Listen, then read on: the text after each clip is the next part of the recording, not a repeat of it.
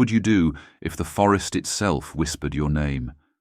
If every shadow, every branch, and every faint breeze seemed to be calling you deeper into the dark? Some stories are born from fear, others from foolishness, but all end the same in the Wyrdwood. They say the forest was alive, not with birdsong or rustling leaves, but with whispers. Whispers that clawed at your sanity and twisted your thoughts until you couldn't tell friend from foe, dream from nightmare. The locals called it the Wyrdwood, a sprawling expanse of gnarled trees and endless shadows, where sunlight barely grazed the mossy ground even at noon. Legends spoke of an ancient witch who dwelled deep within, a creature of malice who bound the spirits of the lost to the roots of the trees. Elias Blackwood never believed in such tales. A seasoned hiker and self-proclaimed skeptic, he saw the forest as nothing more than nature's labyrinth. But his arrogance would be his undoing. It started with a bet. Spend one night in the Wyrdwood, his friend dared, the words soaked in cheap beer and reckless bravado. Elias laughed it off and packed his gear. A single night in the woods? Child's play. The deeper he ventured into the forest, the heavier the air became, thick with the smell of decaying leaves and something else, something rancid and foul. As night swallowed the sky, Elias set up camp near a twisted oak tree, its bark scarred with symbols he couldn't recognize. The whispers began just past midnight. Soft, fragmented voices floated through the darkness, rising and falling like a breeze through hollow bones. Turn back. Leave. She watches. Elias shone his flashlight into the trees, but the beam only revealed shifting shadows and branches shaped like skeletal fingers. Then he saw her. A silhouette, impossibly tall and wrapped in tattered cloth, stood just beyond the edge of his light. Her head cocked unnaturally to the side, glowing red eyes piercing through the gloom. Elias stumbled back, heart hammering in his chest.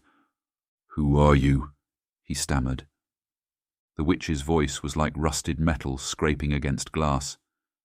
"Stay with me forever." Panic took hold, and Elias ran.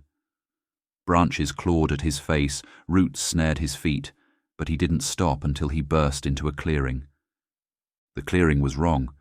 In its center stood a tree unlike any other, a blackened husk pulsating like a beating heart. Hanging from its twisted branches were remnants of humanity, tattered clothing, skeletal remains, and dozens of empty eye sockets staring down at him. And then the whispers stopped. The witch stepped into the clearing, her shadow stretching impossibly long under the pale moonlight. Elias screamed, but no sound escaped his throat. His body froze, his breath hitched, and he felt roots snaking up his legs, pulling him into the earth. His final sight was the witch's grin, her teeth sharp as needles, as darkness consumed him. The townsfolk never found Elias Blackwood. They never looked for long. The Wyrdwood doesn't give back what it takes, but Elias wasn't the first to disappear. Over the centuries, others had wandered into the Wyrdwood, some out of arrogance, others out of desperation. A young woman named Abigail once entered the forest, searching for her lost brother. A merchant named Lyle sought a shortcut through the woods and was never seen again. Each left behind rumours, fragments of their stories etched into the fading memories of the locals. Abigail's story, in particular, lingered. She was clever and carried charms and talismans blessed by local priests. For days, she evaded the witch's gaze, hiding in hollow logs and covering herself in mud to mask her scent. But the forest itself betrayed her. The trees whispered her location. The leaves rustled louder when she passed. On the third night, Abigail stumbled upon a small, overgrown shrine hidden among ancient roots. The stone altar was cracked and stained with something dark. Carvings of twisted figures surrounded its base, figures bent in agony, reaching skyward. Abigail placed her brother's scarf on the altar and whispered a prayer, but the air turned colder and the whispers grew louder. Abigail wandered deeper into the forest, her lantern flickering weakly against the oppressive shadows. She began marking trees with her knife, carving small sigils she had memorized from her grandmother's grimoire. For hours, or perhaps days, she moved forward, her body growing weaker, her breaths shallow. Near dawn on the 5th day, Abigail found a clearing. The pulsating tree loomed ahead, its roots shifting like serpents beneath the soil. The air was thick, and the heartbeat-like thrum from the tree reverberated through her chest.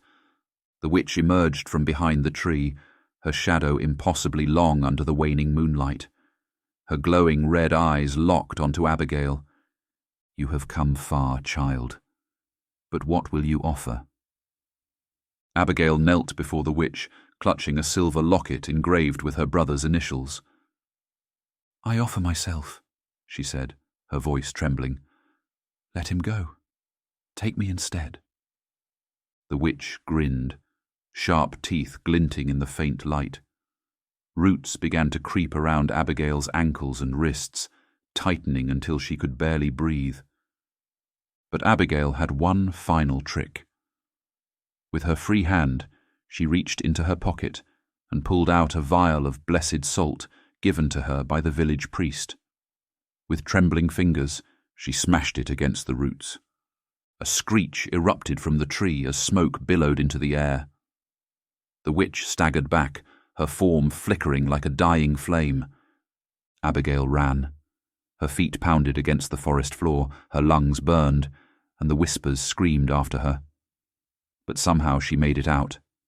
Some say she escaped. Others claim she wanders still. Her whispers carried on the wind, warning others to turn back. The forest grew quieter after Elias disappeared. Fewer dared to enter, and those who did rarely made it far. But the Wyrdwood has a hunger that cannot be ignored. In a nearby village, a teenager named Sam sat on the edge of his bed, staring at an old map of the forest. His father had vanished years ago, leaving behind only a pocket watch engraved with the initials E.B., Elias Blackwood. Sam clenched the watch in his hand. "They say no one comes back," he muttered, "but they can't all be gone. Someone must know the truth." That night, under the pale light of a waxing moon, Sam entered the Wyrdwood. The trees closed behind him, and the whispers began anew. "He comes. Another. Another." But this time the witch wasn't watching him. She was waiting. The whispers grew louder, closer, and more urgent. Sam's lungs burned as he sprinted through the undergrowth, the trees closing in around him. His flashlight flickered, casting erratic beams of light on skeletal faces peering out from the bark of ancient trees. The path twisted endlessly, leading him deeper into the maze. In the distance, he heard the witch's voice. "You cannot leave. You belong to me." Sam tripped, falling hard onto the forest floor. As he scrambled to his feet, he realized he was surrounded by faces. Dozens of them, etched into the trees, all staring at him with hollow eyes. And then the whispers stopped. The forest went silent, and Sam realized he was no longer alone. The air thickened, and a cold presence settled behind him. He turned slowly, his breath hitching as he faced the witch herself. Her glowing red eyes burned into his soul, and her grin stretched impossibly wide. One more for the roots. The roots erupted from the ground, snaring Sam's wrists and ankles. The tree pulsed, its heart beating louder and louder as the witch raised her clawed hand. But Sam acted instinctively. He yanked the broken pocket watch from his pocket and smashed it against the roots binding him. The ticking stopped. The forest screamed. The witch staggered back, her form flickering like smoke in the wind. The roots loosened, and Sam tore free, sprinting blindly into the trees. Behind him, the clearing collapsed in on itself, the pulsating tree withering into ash. Sam didn't stop running until he saw the first faint light of dawn filtering through the trees. He stumbled out of the Wyrdwood, clutching the shattered remains of the pocket watch. But the whispers still lingered in his mind. The Wyrdwood doesn't let go that easily. Years passed, and the Wyrdwood remained, silent, unmoving, yet alive. Travellers still vanished along its edges, their names whispered in taverns and scrawled across faded posters. The village closest to the Wyrdwood slowly emptied as fear crept into every home. Families left, taking only what they could carry, leaving behind boarded-up houses and hollow-eyed memories. But some stayed.